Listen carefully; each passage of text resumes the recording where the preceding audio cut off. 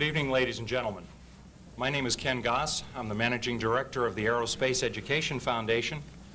Let me welcome you to the second roundtable of what we call our third season. In the past year, the roundtable program has given the Air Force Association and the Aerospace Education Foundation a dynamic and timely educational outreach program. We have addressed topics ranging from competition in military procurement to artificial intelligence to educational partnerships for a changing world of work. The thread that ties these roundtable programs together is the importance of aerospace technology to our national defense and economic stability.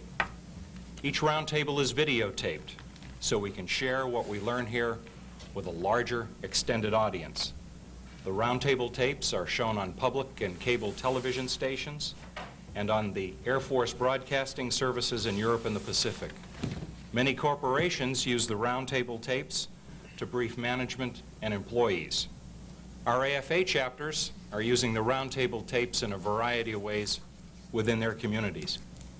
Before we begin this evening, there are a couple people in the audience that we would like you to meet.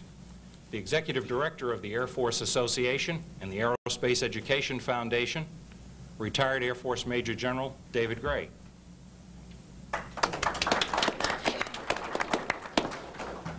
The Chairman of the Board of the Aerospace Education Foundation from College Heights Estates, Maryland, Mr. George Hardy.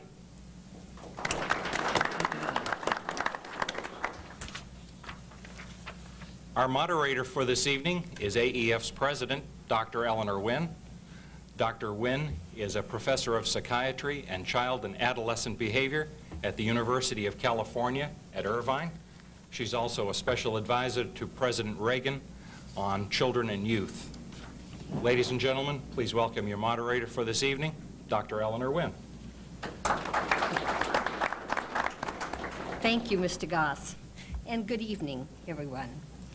The Air Force Association and the Aerospace Education Foundation thank you for joining us this May 13th of 1987 for a roundtable program on educating for tomorrow's global technology needs.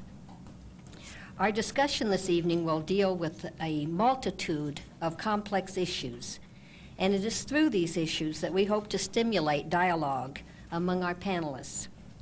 But more importantly, we hope each of you also will think about what is discussed here in context of how these issues will impact your lives and the future of education. After my opening statement, each panelist will make a presentation. The remainder of the roundtable will be devoted to discussion. First, I would like to introduce our panelists. On my far left is Mr. Todd Hawley. Mr. Hawley is the administrator at International Space University at MIT in Cambridge. Mr. Hawley served previously as the Director of Operations for the Young Astronaut Program and is a graduate of George Washington University.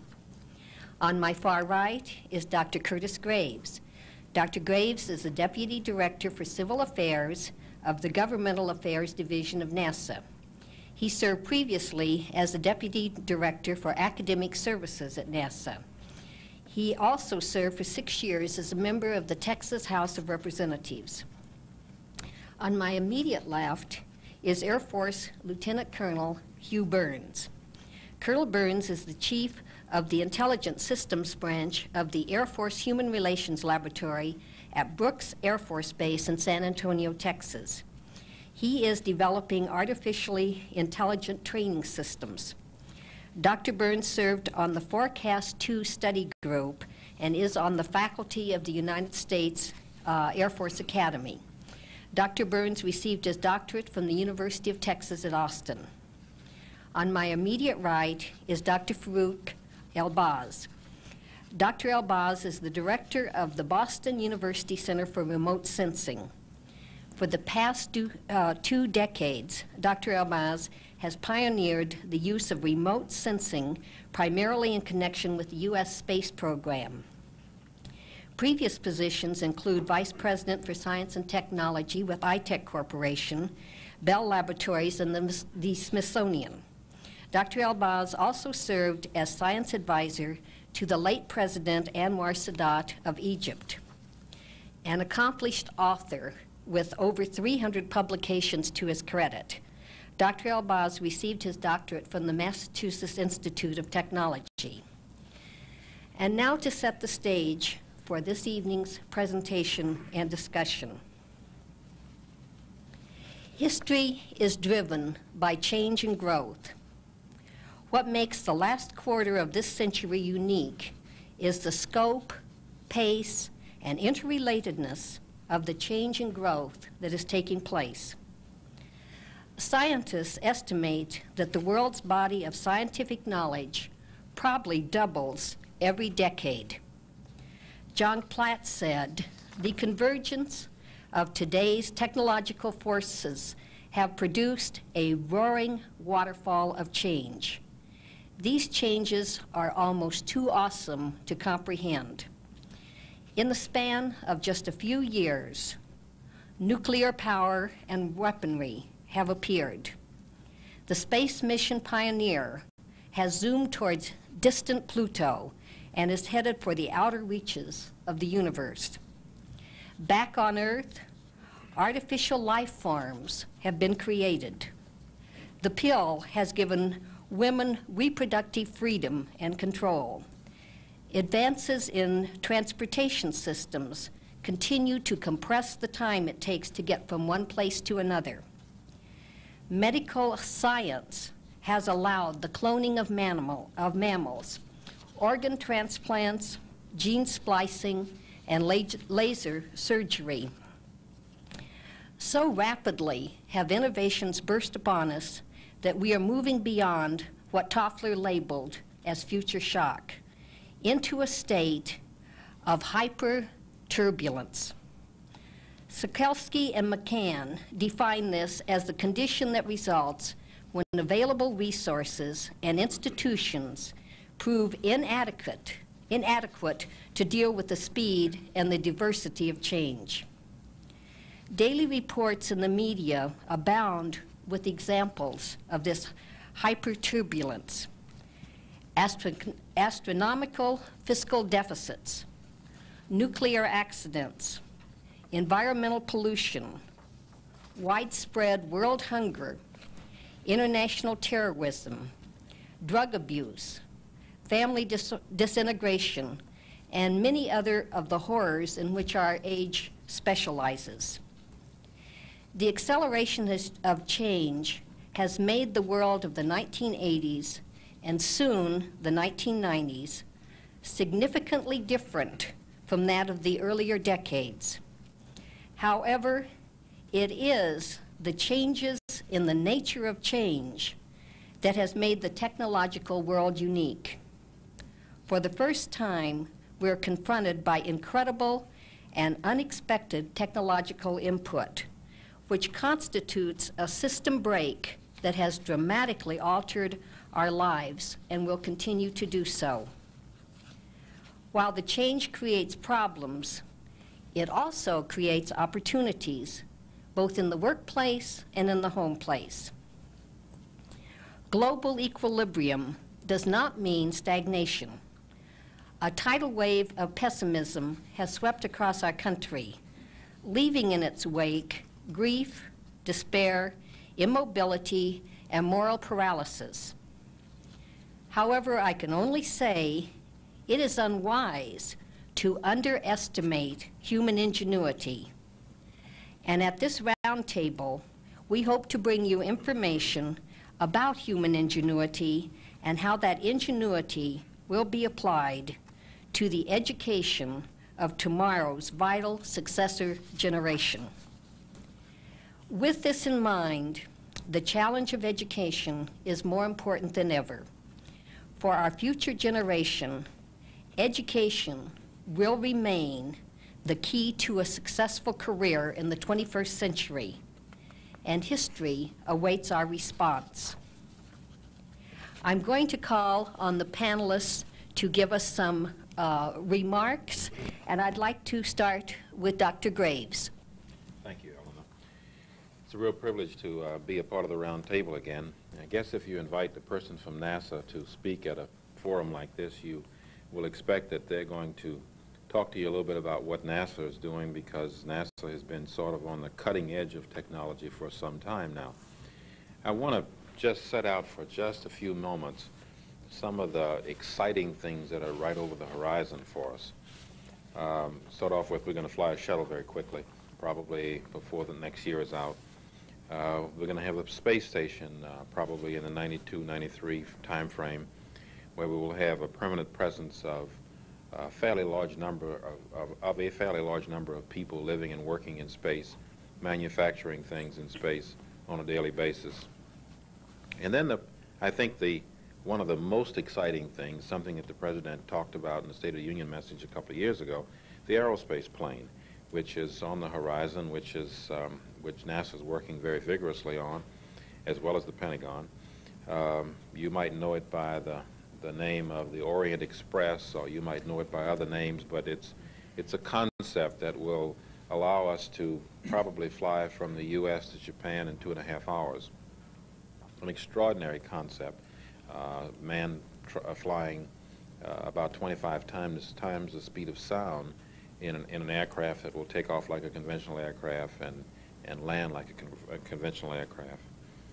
And then the things that stretch really out when we talk about probably revisiting the moon with a colony on the moon, maybe a little after the turn of the century, and then eventually the Mars mission, which I think will take place maybe about the year 2020, 2025.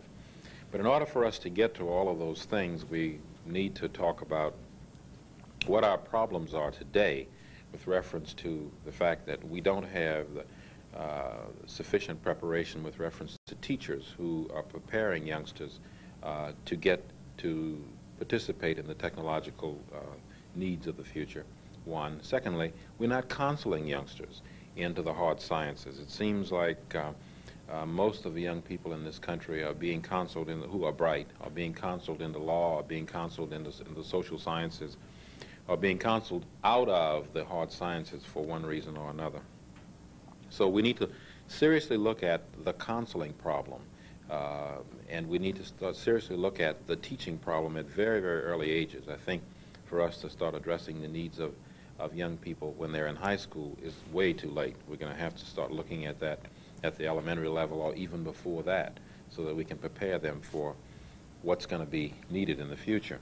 And so that they can start aspiring to and start envisioning themselves as being a part of a technological age rather than an industrial age or the smokestack age that we know too well in the past. And lastly, I just want to spend a few seconds talking about possible solutions. I think it's going to take a massive commitment and probably a turning of the way we educate young people in this country. It's going to take a lot of money. There are a lot of things you say, well, money won't solve, but this one I think maybe money will solve. We're going to, in my estimation, have to put a lot of effort and energy in reteaching teachers and in reinvigorating youngsters for what's the scientific world that they're going to have to be prepared to live in the very near future. So I think that that's one of the problems that we can pour some money on, and that will solve it. Will help solve it if we start planning right now for this kind of technological world that's out there for us. Thank you, Dr. Graves. And now Mr. Hawley. Thank you, Eleanor. The work that I've been doing in the last year has been related to starting something called International Space University. And I think that speaks to a very global institution, something which would be formulated at the multinational level. That's going to take 5 years to do. And I think the reason to focus on something like that at the graduate level is because at the educational in the educational development of students, it's very important to see where your dream horizon is leading. I think at the elementary and junior high school level, working with the Young Astronaut Program, very often the key way to get students excited was to tell them that they have a 50-year career horizon. In other words, 50 years from now they will be working They will be still contributing to society, and they can clearly see themselves in those positions if they forecast technology out to that point. And certainly the space arena is something that young people have an interest in. It's something that even older people who might consider going back to retool themselves would find as an interesting branching of their careers. And so what I think is important to do initially is to focus on where your horizon ends and try and envision yourself there academically, to prepare yourself. That seems to be then a logical course, a critical path that you'll structure for yourself along those lines. The International Space University is being structured as a summer program initially, and that will allow students from many nations to participate in the early years of the program. We're starting in the summer of 1988 at MIT. It'll be a 10-week program for up to 100 students who will be coming from those initial nations that have already shown interest. The program was kicked off at a founding conference in April, just a month ago. And that conference attracted delegations from the US and Canada, as well as Europe, India, Soviet Union, Japan, the PRC. And I think what that speaks to is the fact that students around the world are fascinated by the human potential of developing space, of finding resources and applications on orbit.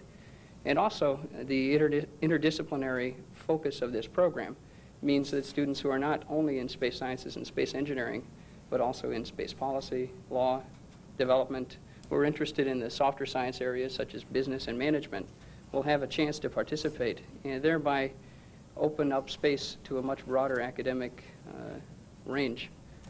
And I think what's important about space, and I think we found that very clearly in the Young Astronaut program, is that it's instantly multidisciplinary. You can teach history through space, you can teach futures analysis through space, and I think you can certainly teach any range of the technical areas.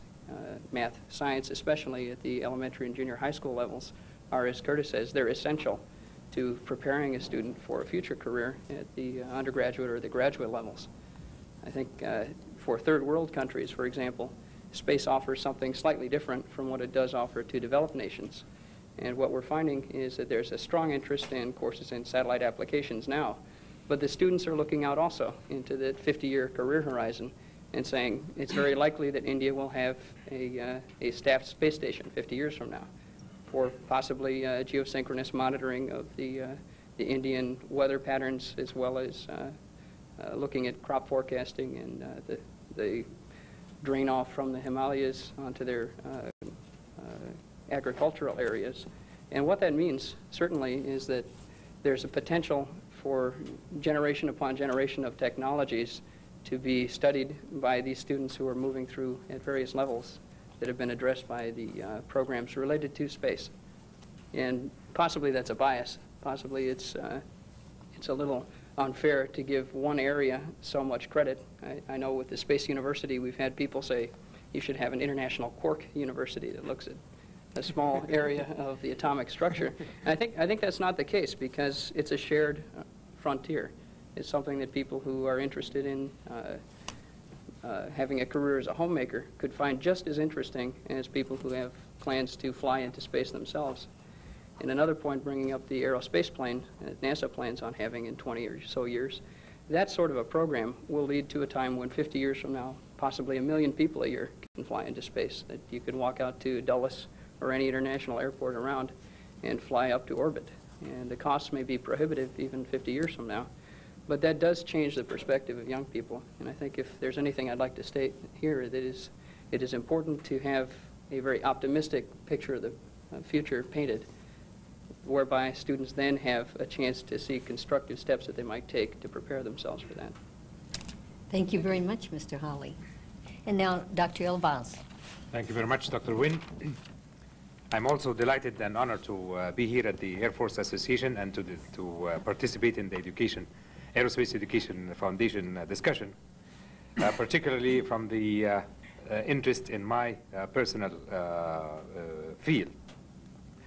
And as I think about it, the affiliation with the Air Force Association is indeed very perceptive, and because all around the world, the air forces are at the edge the cutting edge of technology and science development everywhere.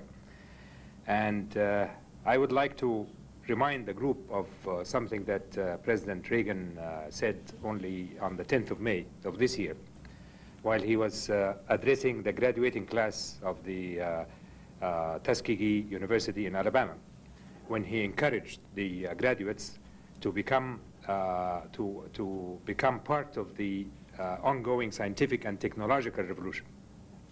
The President is right. For any group of people to reach the levels of development in civilized life today, they really must have the scientific tools to be able to live in the technological world around us today. I will go even further to say that that goes for nations or whole nations, not just any groups of people. And I wanted to cite one example from the discussion of what the space or developments in the space program.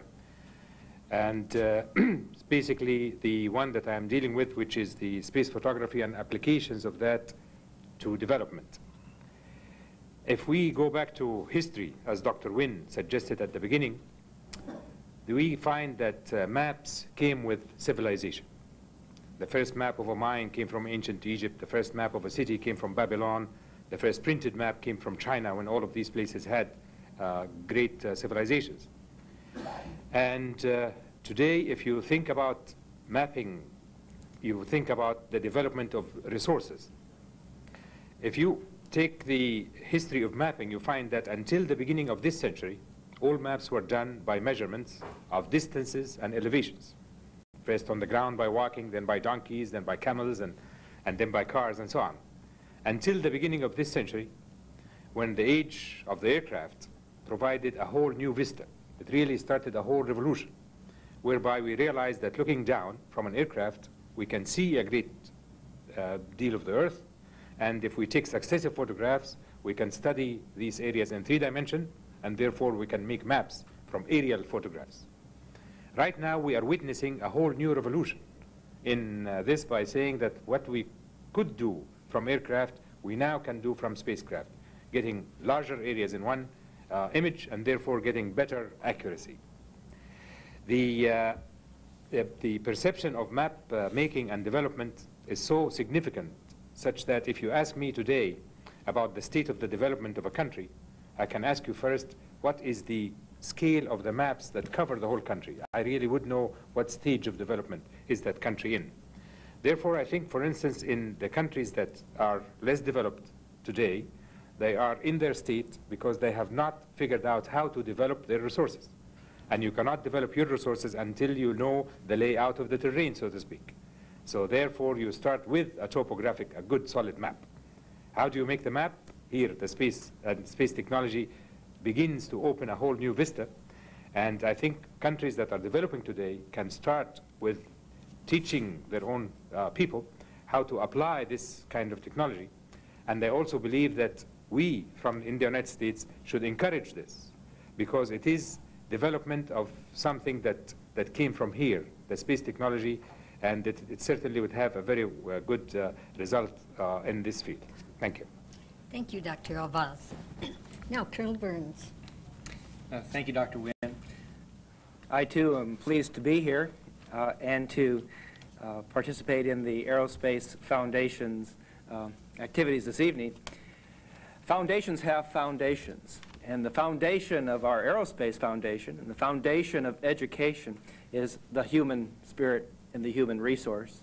Following on what Dr. El-Baz has suggested about the map, there are emotional maps and there are intellectual maps that are going to show us what to explore, to have the critical thinking tools we carry along with ourselves and our human spirit, and the courage to use those tools wisely in some of these new things that technology is unraveling for us.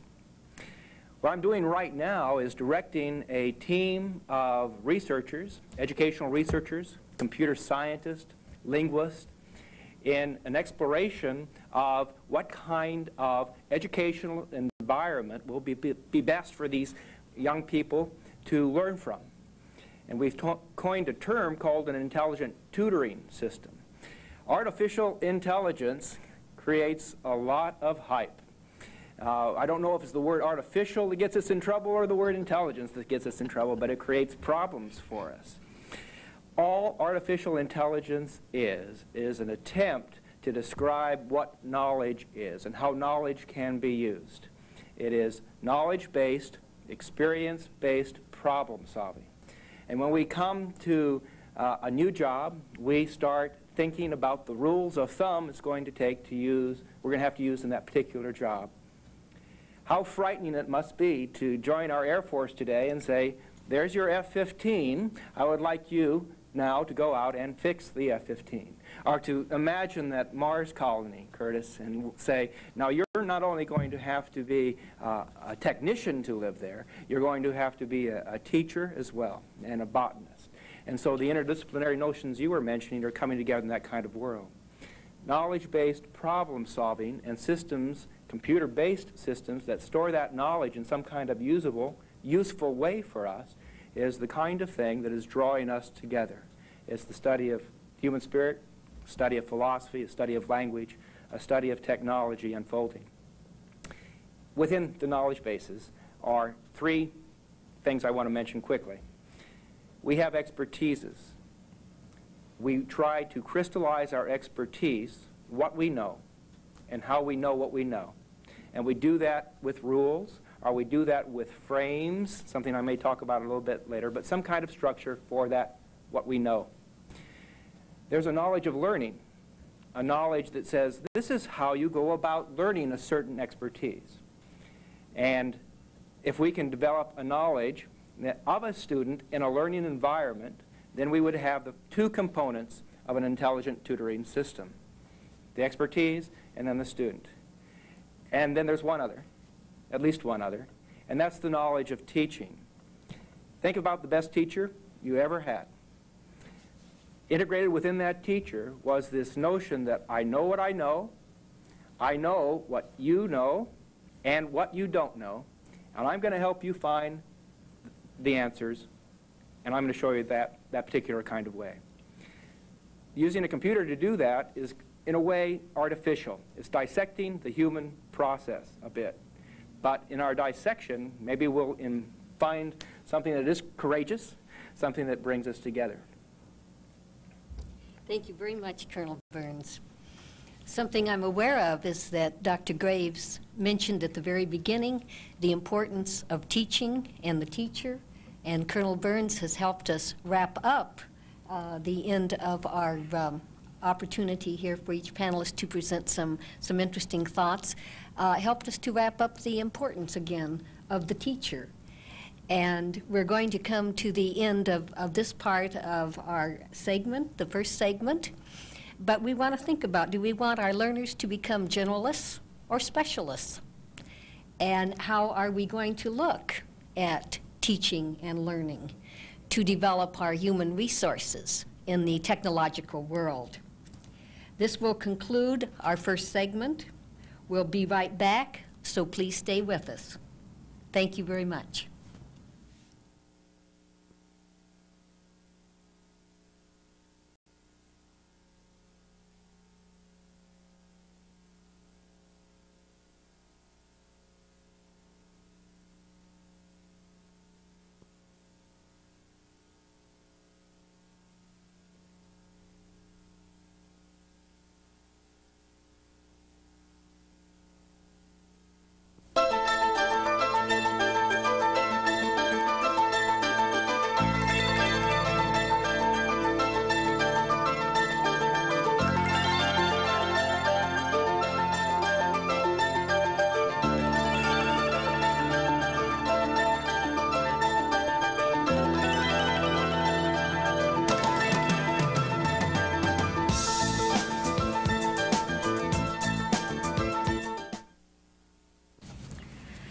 Ladies and gentlemen, welcome to the second segment of the Aerospace Education Foundation Roundtable, Educating for Tomorrow's Global Technological Needs. Our panelists this evening are, on my far left, Mr. Todd Hawley. Mr. Hawley is the administrator at International Space University at MIT in Cambridge, Massachusetts. On my far right is Dr. Curtis Graves, and Dr. Graves is the Deputy Director for Civil Affairs of the Governmental Affairs Division at NASA. On my immediate left is Lieutenant Colonel Hugh Burns. Colonel Burns is the Chief of the Intelligence Systems Branch of the Air Force Human Relations Laboratory at Brooks Air Force Base in San Antonio, Texas. And on my immediate right is Dr. Farouk El-Baz, and Dr. El-Baz is the director of the Boston University Center for Remote Sensing. And to begin our second segment, we wanted to look at whether or not we need to educate today's youth to be generalists or specialists in order to best develop our human resources in the world in which they are going to be the operators. Well, I might start by saying something to the effect that at the university level, we definitely need people of both calibers. I don't really think we ought to say that the people that we need to educate will have to be either in the generalist category or the specialist category. We definitely need them both. In addition to the fact that I would like just to let the group know that if we are talking about science and technology and the raising of the level of science and technology in the country and in the education system, we cannot do this without raising the levels of education in general. Because again, if we go back to history, we find that great technological and scientific advancements came with great developments in the arts and in the literature and things like that. So it's really civilization as a whole. So people and the educational system as a whole, when its levels are rise, then science and technology go with it. I couldn't agree with you more, Farouk, and I wanted to sort of underscore what you're saying about both generalists and specialists. I think that we're going to need both kinds. We're going to need people from both areas because of the fact that everybody can't be the scientist and the technologist. But on the other hand, we're going to have to spend some considerable time planning in this country to get ourselves out of the problem that we've gotten ourselves into.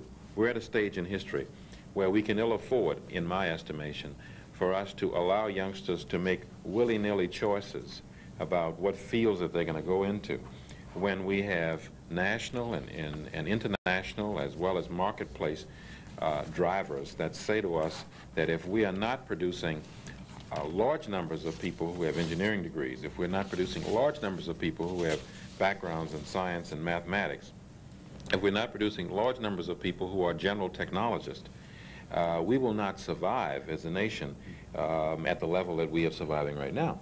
And so I'm saying that we're going to have to say to our schools of education around the country, to our schools of higher learning around the country, you cannot open up another field, another course in mass media, because youngsters want to go into mass media because mass media means that I can get on television. That means that I'll have a high-profile job that'll pay a lot of money. Well, there are too many youngsters who are going into mass media these days, and too many youngsters who are not looking at the fact that with a degree in education, with a degree in electronics, I could be the person who is running the system that allows us to bounce these pictures from the West Coast to the East Coast using the satellite technology and probably make as much or more money than the anchor guy. Okay? But somehow or another, our society doesn't allow us to promote that kind of thing so youngsters will understand the importance of electronics and the importance of the fact that we're living in a computerized technological age, and that age that I talked about when we talked about what kinds of things we're going to be building in the next 20 years, it's frightening when we see that the Japanese and the Germans and the Europeans, for the most part, are educating their youngsters in a more planned way for those needs, and we are not in this country. The map has been drawn in those other countries. It's difficult to decide what has to be done first sometimes as we go through our educational experiences, and you have the chance to learn how to be a problem solver in a certain, say, your elementary mathematics course and a critical thinking course. You're moving toward those general basic skills that are going to be necessary in some kind of structured bottom part of the society. At some point, the education, if it's going to serve the needs of the society, takes over and says, now there are things that need to be done for the society to be well. And at that point, we have to start moving as specialist into those curricular fields. What happens after you've done that work is that there's another dimension of common sense, ethics, proportionality that needs to be done with the specialized field, so that now you have problem-solving expertise, specialist expertise, and now are in a position to be able to control what's next and mapping out the future for the curriculum. So it's this going back and forth between knowing when to specialize and when to be a generalist, and not having people in our country yet that can plan curriculums that broadly, that accurately. That's a chore, planning curriculum.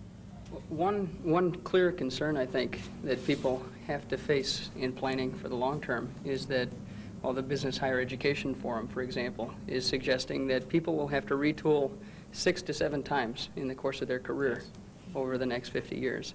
And that means they will be specialists in 6 or 7 different areas. And I think that commands us to look into our own educational backgrounds and say we should have a core as a generalist. We should be aware of the soft sciences, because as an engineer, if you don't know what's going to get funded, you're going to be working for the wrong project, or you won't be able to get congressional funding for that project. So I think we start to see that a general background is very useful, but the tools, the academic tools that allow you to become a specialist over and over again, over, say, decade-long periods, are going to be essential over the next 10 to 20 years. And those have to be integrated into the educational system. And I think retraining has to become more a part of both industry and academia.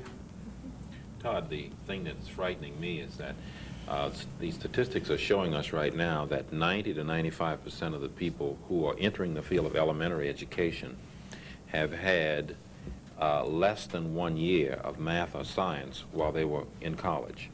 So they are entering a field where they're going to be conveying information when they have an extreme softness or an apprehension towards any of the hard sciences. So what they convey is fear of math, fear of science. Consequently, youngsters say, well, I don't want to get involved in that because that seems to be too technically oriented. It seems to be too hard for me to get through with. And that was conveyed to them by a teacher. And we're going to have to do something to see to it that we infuse some math and science into those people who are dealing with those youngsters at the formative stages. You were one of the people to help create the Young Astronaut program, and I think that one is an example of an organization which allows a teacher with a background with soft science emphasis to be able to teach math and science in a way that actually makes it fun, that makes it very easy to prepare at the teacher level, and very easy for the students to take the information and run off in their own direction. So I think, yeah, I think you end up with a case where unless you take steps and prepare teachers to work in those areas, they're putting on the brakes for the future. And I think that's a really damaging possibility. What is the age cutoff for young astronauts? Could I get in that program? That's elementary and junior high school. No, you can't. That's a little bit too early. The kind of packaging that went into that particular kind of program to make something that's intrinsically motivating, stimulating, is going to be the attraction enough. And perhaps there's some hope in the computer evolution that software design and educational software might be able to create some of those kinds of environments that will break down the teacher who's intimidated by the technology, by creating something that will supplement something that that teacher recognizes. This means good teacher preparation, recognizes what that school needs to do next. You actually see this now already at museums and then specialized places or courses where the students are exposed to a lot of computer work and computer software and so on. You see that there is a lot of excitement, and people that have nothing to do or no interest in the sciences go in there and start working with that. So I agree with you. That will make probably the spark that is required to get more people interested in this line of science and technology.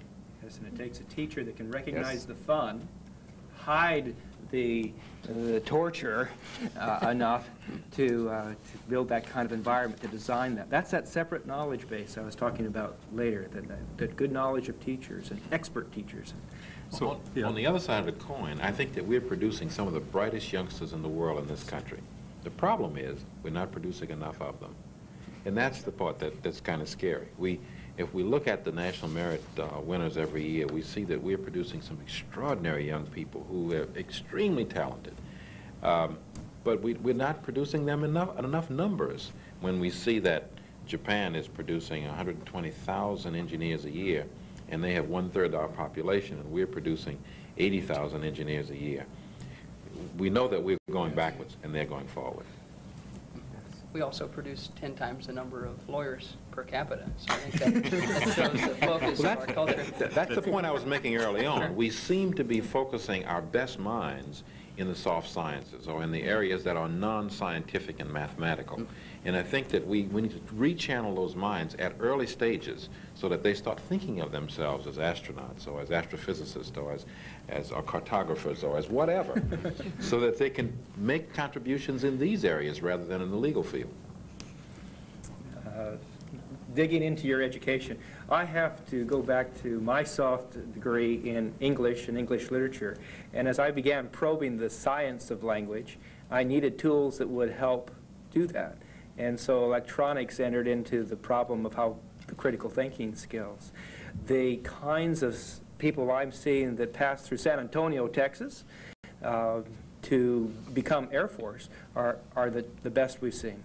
And I don't know how to answer the problem, but within the Air Force, the selection criteria are up and things have been going quite well.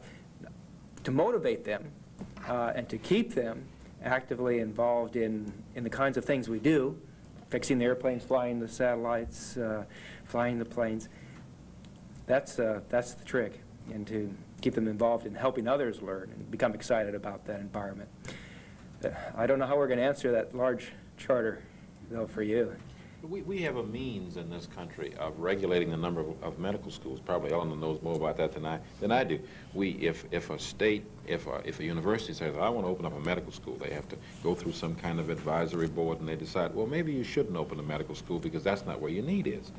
But we don't seem to have a need. We don't seem to have a national concern or a mechanism to regulate the number of schools of disciplines that we don't need people for. Consequently, we miseducate people in directions where they can't get jobs, and they have to be recycled 5 times and 6 times in their lifetime in order to keep productive. And we need to start, that's why I'm saying we're going to need a national plan. We need a national commitment to say the future is in technology. And if the future is in technology, consequently, the education is going to have to be gearing people to the technological kinds of careers. Very much so, and I'll just add to that the emphasis, again, should go to the teacher, the teacher that will introduce these topics to the students. That's right. So it goes back to the teacher, the importance of the teacher in this whole loop. Do we have a generational gap educationally, though, between those who are preparing teachers, who have been out of teaching for many years, the teachers that have been in teaching for many, many years, who perhaps have a fearfulness of the technological age, and the incoming teacher who wonders, is this a good career to be into? And bringing all of that information from the youth and the generation of the technological age. And how do we help those who have a fearfulness of technology face the youngsters of today who are highly sophisticated in technology? You might have an 8-year-old who is far more expert in the electronic age than the teacher. So where do we begin to cycle the teachers in to the technological arena? I think we're going to have to start paying them better. I think that as I travel around the world, and most of us do travel around the world considerably, what I see is that in most other countries, teachers are paid better than they are in this country. So our best minds are drained out of education because of the fact that they want to make a better living for themselves, and consequently they teach for a few years and they go away. Or they never choose teaching because it looks like a low-paying job. So we're going to have to try to find ways to really upgrade the salary levels of teachers in order to put them on the level that they should be, because they are training the most valuable resource that we have in our nation, our young people. So you'd go with pay. I think I'll select vaccination, I think.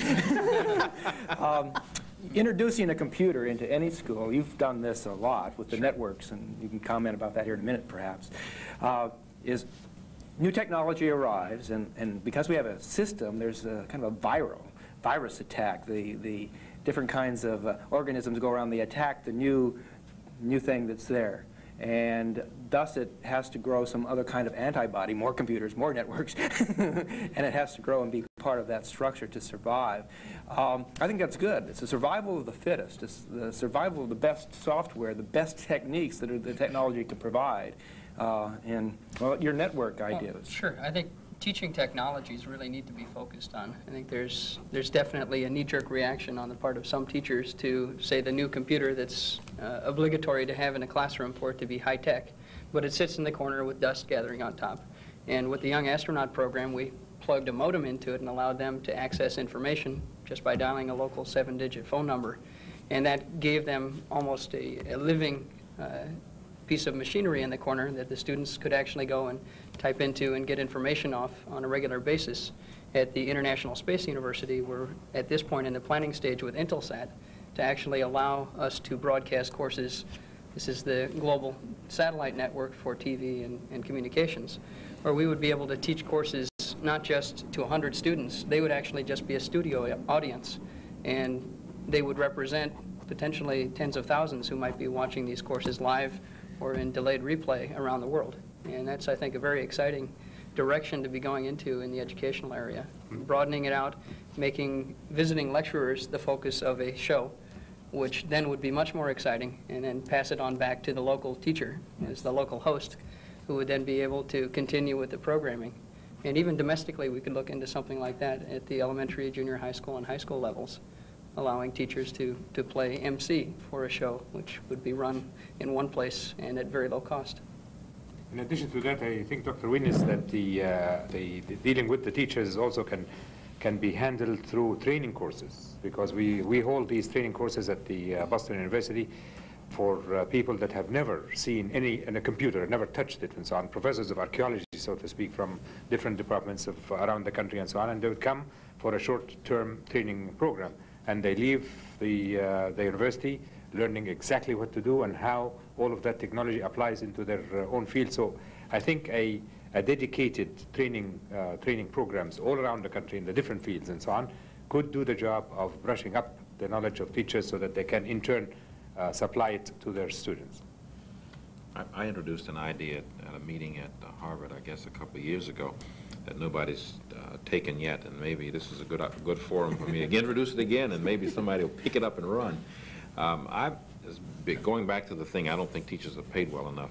I think that there could be a process whereby the private sector could get involved in hiring teachers for the summer and paying them well, teachers who are not technologically trained, and give them some hands-on experience in a technology, in a hands-on technology, where somebody would work at IBM or work at AT&T or work at something so that they can see the practicality of what math does for them or what science does for them.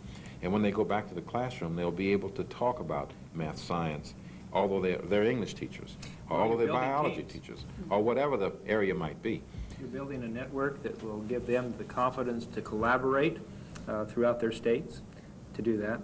The best training I've ever had in my Air Force career has been the team training, where you're out there and there's one rabbit for 500 people, and you have to figure out how to eat rabbit stew with lots of other things in it to make it through the night.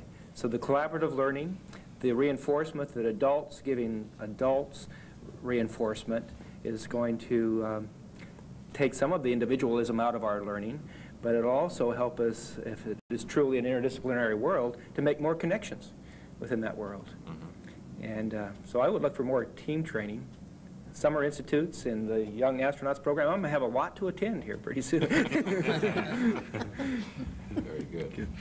When we're looking at this, are we perhaps not considering the significance of curriculum design, in that we're having to deal with information overload? How do we define what it is that students need to learn? Because there is so much now in the world that is information, and they're trying to process all this information. And who's going to take a lead in figuring out what is it that our students need to learn to operate in the 21st century? Who's going to do this? Well, the people who are helping us now with International Space University, these are very senior level academics. Jack Karabrock at MIT working with, say, for example, space engineering. We're interested in actually pioneering new ranges of curriculum. Right now, there is no such thing as microgravity sciences at the graduate level. You have to go to two different places. A friend of mine who's been involved in this project goes to Harvard for his MD and goes to MIT for a PhD because he wants a space medicine degree, and that's not offered right now. And I think we have to look at, certainly at the higher ranges, at developing new curricula to meet those needs. This is the specialization end of the line. And it's very important to continually node those off. Basically, you're talking about splitting things, focusing in on specialties, and thereby giving someone a career background that's specialized, that's marketable. And I think if we can start to do that across the board, not just in the space areas, we'll be benefiting a lot of people. So you're saying that it really will develop from the field itself and from the people that know what the field is all about. They can design such things. Well, in some cases the courses exist, but they're a specialized program offered by one professor at a top-notch university. And I think what we can try and do is to take that exceptional program, gear it towards a broader audience, and then sell it virtually to other universities around the world. And that will certainly gear up all of those university students to a more active future in the technological areas. I was wondering, Farouk, whether you had any knowledge of what was going on in other countries, developed countries, with reference to gearing up for the technological needs of the future. Yes, some of the decision makers and the leaders around the world have seen this, and they have started taking specific strides into this field. The three cases that I have in mind of where I have personal knowledge are in India, Turkey, and Jordan, where the decision makers in all three places have taken a specific action to increase the level of science and technology, beefing that statement with a lot of funding and a concern for where do we get the education to go and also knowing where do they want to get to, the end product of what they need. For instance, in Jordan, there is a concerted effort right now to increase the knowledge of technical ability in the field of electronics, specifically to be able to even manufacture electronics sometime in the future. So yes, there have been attempts as on a nationwide plan to do so. That's the point I was making. I think we're going to have to do that kind of national planning in this country. And we seem not to want to bite that bullet. We seem to be more laissez-faire. Well, anybody can take any course they want to. Anybody can do anything they want to. But we're going to have to spend some time doing some national thinking about what our needs are going to be, both in the private sector as well as in the public sector. Can we defend ourselves in the next 30 years, 20 years, if we don't make anything in this country that will help us to defend ourselves? It's paradoxical that information overload is a term that means we should have to plan for lots of information. It seems to me that often we have, as individuals, information underload. Knowledge way underload and hardly wisdom. Wisdom overload, that would be a very nice problem to have. In the AI community, there's a methodology that's called knowledge engineering, and we've built some elaborate arrangements, structures of knowledge. The bottom is data, then a little bit above that is information, and a little bit above that is knowledge. And what distinguishes information from knowledge is that there is a rule within the information that tells you how to use the information. So this inference, this ability, this courage to take a best guess with a piece of knowledge, or a piece of information rather, is what we need to teach and plan for. We do not have in this learning part of the AI paradigm, or in the teaching part, an overload problem. We have overload when we talk about the experiences and expertises of what it takes to get things done in our society. And then we can't share those, I don't think. Well. Let me go back to something else that you said, Colonel Burns, when you were referring to the importance of the human spirit. And as we look at the student being educated in the technological world, we have to consider the human spirit, the motivation factor. What does the human being want? How are human beings going to get along better in our expanded but shortened time space and world space? We're going to be able to travel in greater distances with less time, communicate better, but what are we going to do to guarantee that the entire world society is going to be better because of these technological advances?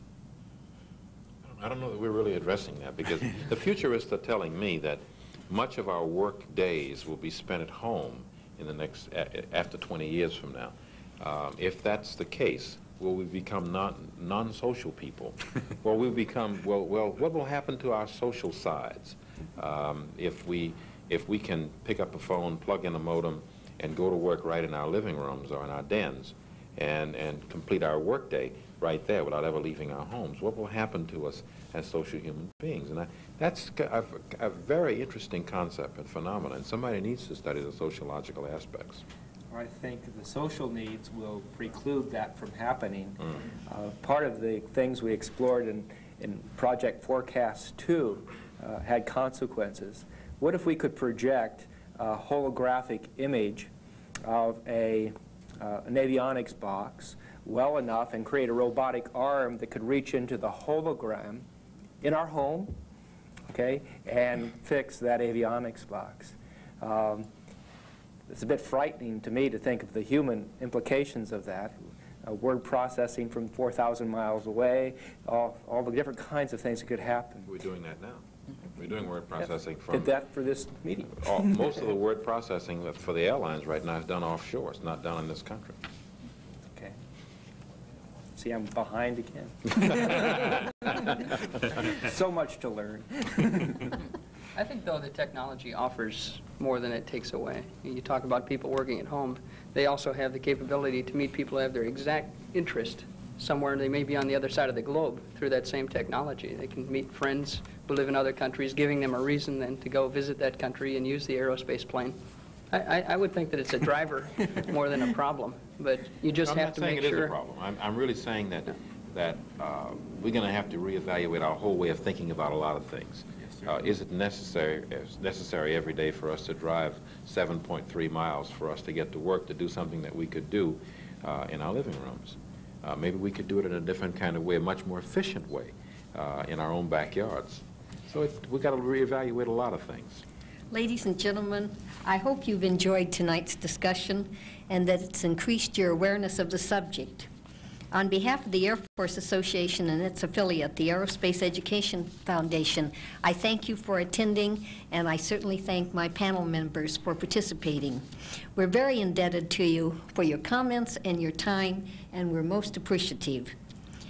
Please join us for the next roundtable on September 16th, 1987 at the National Convention at the Sheraton Washington Hotel, when we look at USSR's new look, implications for a free world.